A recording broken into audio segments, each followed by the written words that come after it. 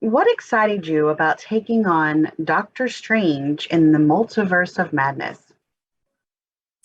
Well, there were several things that made it exciting for me to take on Doctor Strange in the Multiverse of Madness. First, it's a Marvel film, and I love Marvel films. And secondly, it's Sam Raimi, and I love working with Sam. So it was kind of like a win-win situation of these two worlds coming together. And amazingly, the film feels like a child, like with DNA. It's both, clearly it's a Marvel film, but it's also very much a Sam Raimi film. And pulling that off is kind of a miracle. So it was so fun to work on. Speaking of Sam, do you and Sam have a kind of shorthand when you work together, or have you two developed more of a synergy? Describe what that working relationship is like. What's it like working with Sam? It's it's unique. Sam is the nicest guy in the world, and he brings kind of a level of fun and humor to the sessions when we're working together. That's not the usual intensity that it is between a director and a composer when they're really working things out. He just somehow makes it so I'll end the session kind of laughing with a smile.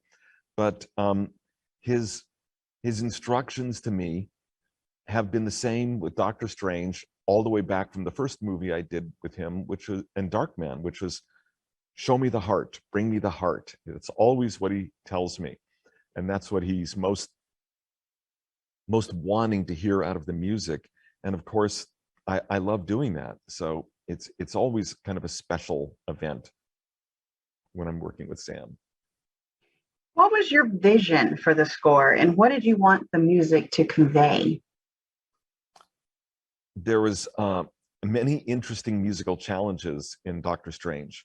One of them was having themes that would have dual purposes. I knew I wanted a theme for Doctor Strange that would also work to express the lost love for Christine, and it would be like his own theme, but express kind of loss and wanting. And for Wanda, even more so, it was quite unique having a villain in a superhero movie that doesn't want to control the world, doesn't want to destroy the earth. We're not talking about Thanos here. We're talking about Wanda. And I needed to find a theme for her that could be menacing and could be dark, but could also play like a fairy tale and like a child's lullaby, actually, and that would have longing and loss, because here's a superhero whose motivation is finding her children that she never even really had. It's so beautiful, and it's such a oddly kind of a fairy tale type of a thing. And it made a very unique challenge for me. I've never encountered such a sympathetic antagonist.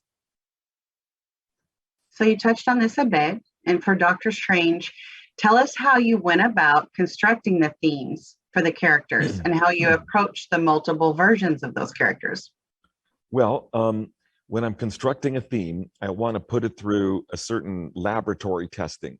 Can I take Doctor Strange's theme? Can I make it feel heroic? Can I make it feel anti-heroic?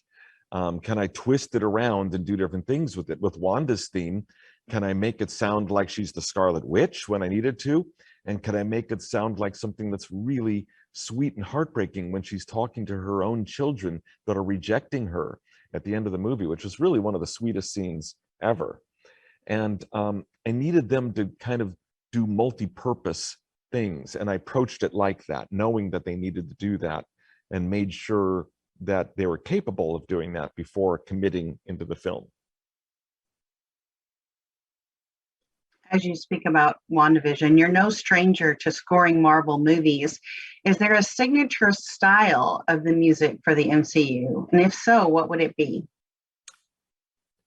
I find more and more now that the Marvel world is really expanding its horizons of music and, styles.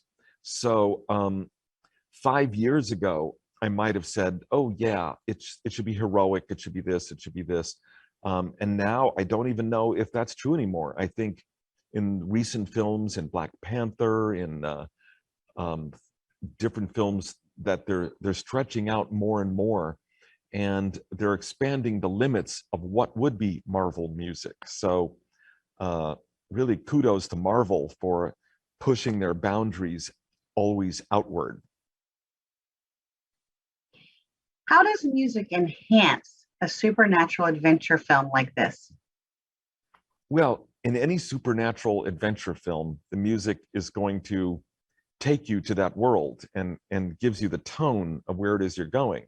So like in the Multiverse of Madness, we're going to have the resurrection of dead Doctor Strange. That's going to take you to like old style horror film right off the bat. And it's like, what a fun world to go to.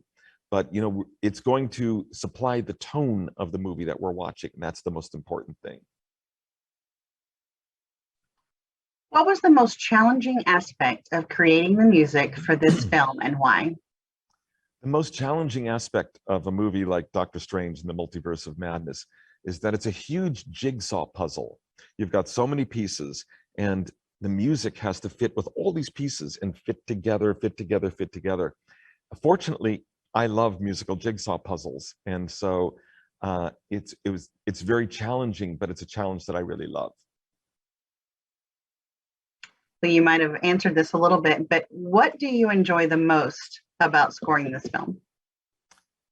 The most fun I had scoring this Doctor Strange was just the diverse elements and the ability to like break out of the boundaries of what one would expect in a Marvel movie tonally and do some kind of crazy stuff that Sam really encouraged me to do. That was great. Thank you so much, Danny. Thank you. My pleasure.